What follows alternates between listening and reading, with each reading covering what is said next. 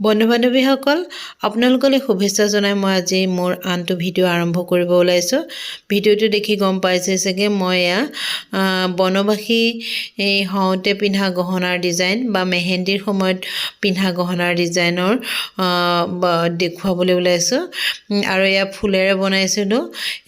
এয়া ফুলেৰে বনাবলৈ প্ৰথমতে কি কৰিছিলোঁ মই এনেদৰে কাগজ কাটি লৈছিলোঁ। কাগজৰ ওপৰত এনেদৰে এয়া ফুল মই কিনি আনিছিলোঁ। তাৰপিছত এই ফুলখিনি মই আঠা দি লগাই তাৰপিছত মই ডিঙিত পিন্ধা এডাল নেকলেছ বনাম। নেকলেছৰ ডিজাইনৰ টাইপত মই কাগজখন এনেদৰে কাটি লৈছিলোঁ, ধুনীয়াকৈ কাটি লৈছিলোঁ। কাটি লোৱাৰ পিছত মই এই ফুলপাহ এনেদৰে মাজত বহাই চালোঁ, মাজটো কোনখিনিত পৰে এনেদৰে বহাই চালোঁ। মাজত বহোৱাৰ লগে লগে কি হ'ব, তাৰপিছত মই আঠা দি এনেকৈ ইপাহৰ পাছত সিপাহ ফুল মই দি যাম।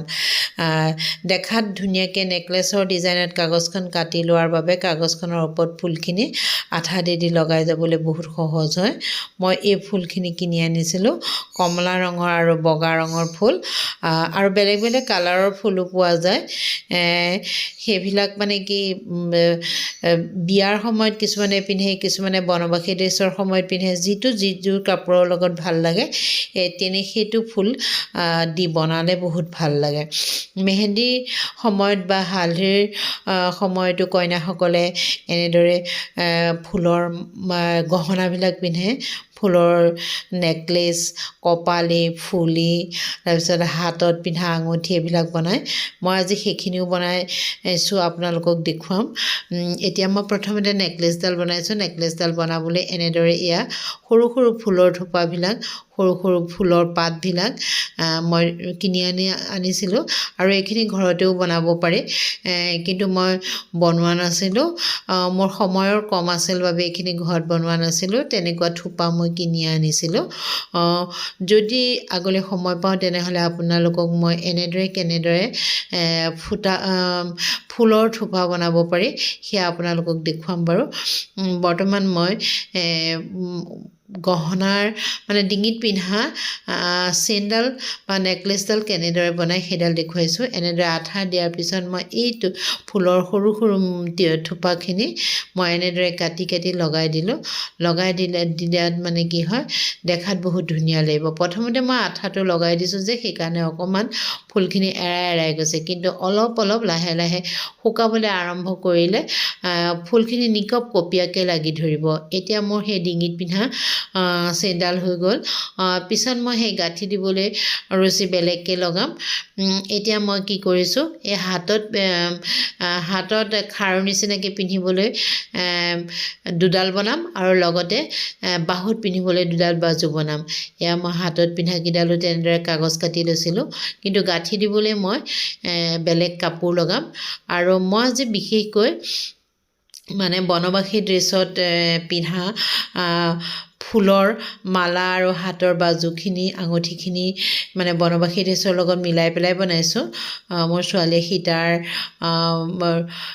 ৰূপ লৈছিলে সিহঁতৰ স্কুলৰ শোভাযাত্ৰাত। সেইকাৰণে মই বনবাসীৰ লগত মিলাই ফুলখিনি কিনি আনিছিলোঁ, বনবাসী ড্ৰেছৰ লগত মিলাই। তাৰপিছত মই এনেদৰে হাতৰ খাৰুত লগাবলৈ, হাতৰ খাৰু নহয় আৰু হাতত সেয়া গাঁঠি দিম ফুলৰে খাৰু নিচিনাকৈ, আৰু সেয়া বাজুত লগাবলৈ সেই তেনেকুৱা 4ডাল মই বনাইছোঁ। প্ৰথমতে মই খালি বহুৱাই গৈছোঁ আঠাখিনিৰ ওপৰত।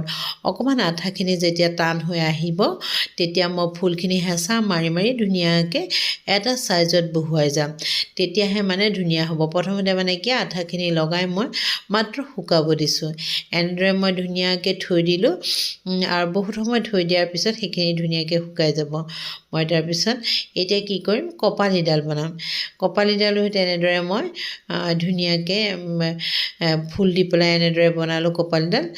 দেখিছেনে, বহুত ধুনীয়াকৈ মই প্ৰথমতে বগা দিলোঁ, তাৰপিছত সৰু সৰু সেই ফুলৰ থোপাখিনি এটাকৈ মই কাটি ল'ম, কাৰণে ঠাৰিকেইডাল বহুত দীঘল হয়। সেইকাৰণে মই কাটি পেলাই বেলেগ বেলেগ কালাৰৰ ফুলৰ সৰু সৰু অকণি থোপা আছিল সেইখিনি মই কি কৰিম এনেদৰে সেই বগা ফুলপাহৰ কাষে কাষে দি যাম দেখাত ধুনীয়াকৈ টিকলি মানে নিচিনাকৈ তললৈ ওলমি থাকিব সেয়া টিকলিডাল মানে ধুনীয়াকৈ ওলমি থাকিব দেখাত বহুত ধুনীয়া লাগিব তাৰপিছত মই এনেদৰে লগাই গৈছোঁ প্ৰথমতে মানে এই ফুলৰ থোপাখিনি মানে ঠাৰিকেইডালত কাটি এনেদৰে আঠাৰ ওপৰত মই বহুৱাই দিছোঁ যেতিয়া শুকাব তেতিয়া হেঁচা মাৰি দিম বৰ্তমান মই মাত্ৰ বহুৱাইহে গৈছোঁ মানে এতিয়াই যদি হেঁচা মাৰি দিয়া যায় এনেও আঠাখিনি নুশুকাব আৰু লগে লগে কি হ'ব এৰাই গুচি আহিব মই সেইকাৰণে ওপৰতে মানে অকণমান টিপি পেলাই সেইখিনি বহুৱাই দিলোঁ বহুৱাই দিয়াৰ পিছতহে মই এই ফুলখিনি বহুৱাই যাম প্ৰথমতে মই এটা বগা ফুল দিলোঁ তাৰপিছত মই এতিয়া আকৌ কমলা ৰং বগা এনেকৈ মিলাই পেলাই ফুলখিনি বহাই দি যাম এতিয়া এটা কমলা ৰং দিলোঁ তাৰপিছত আৰু এটা মই বগা ফুল দিম তাৰপিছত আৰু এটা কমলা বেছি মই দীঘলো নকৰোঁ টিকলিডাল কাৰণ তাই ছোৱালীৰ লগত মানে মিলিব লাগিব সেইকাৰণে মানে কম হেৰি কৰিলোঁ এতিয়া মই এটা আঙুঠি বনালোঁ দেখিছেনে এইটো আঙুঠিটো বনোৱাটো বহুত সহজ হয় হেৰি ফুলৰ থোপাটোত থকা তাঁৰখিনি মেৰিয়াই পেলাই আঙুঠি বনালোঁ আৰু তাৰ ওপৰত ফুলপাহ ধুনীয়াকৈ আঠা দি লগাই দিলোঁ আৰু এতিয়া মই সেই ডিঙিৰ নেকলেছডাল বা চেইনডাল গাঁঠি দিবলৈ মই এনেদৰে কমলা ৰঙৰ মোৰ ৰিবন আছিলে সেই ৰিবনখিনি ধুনীয়াকৈ আঠা দি লগাই দিম আৰু হাতত ঠাৰিত আৰু বাজুত পিন্ধিবলৈ থোৱা মালাকেইডালো মই তেনেদৰে ৰিবন দি পেলাই আঠা দি লগাই দিম তেতিয়া কি হ'ব মানে সেই ৰিবনকেইডালে ধুনীয়াকৈ গাঁঠি দি দিলে হাতত ধুনীয়াকৈ লাগি থাকিব বাজুটো তেনেকৈ ধুনীয়াকৈ লাগি থাকিব মই এনেদৰে ৰিবনকেইডালত আঠা লগাই দিলোঁ আঠা লগোৱাৰ পিছত সেই কাগজত যে ফুলখিনি লগাই থৈছিলোঁ সেই ফুলখিনি আকৌ কি কৰিম এনেদৰে মই লগাই পেলাই লুটিয়াই দিম তাৰপিছত শুকাব দিম মই ধুনীয়াকৈ তেতিয়া মানে কি হ'ব শুকাব দিলে কাগজখিনিৰ পৰা মানে কাপোৰখন এৰাই নাযাব তাৰপিছত মই সেই বাজুত লগোৱা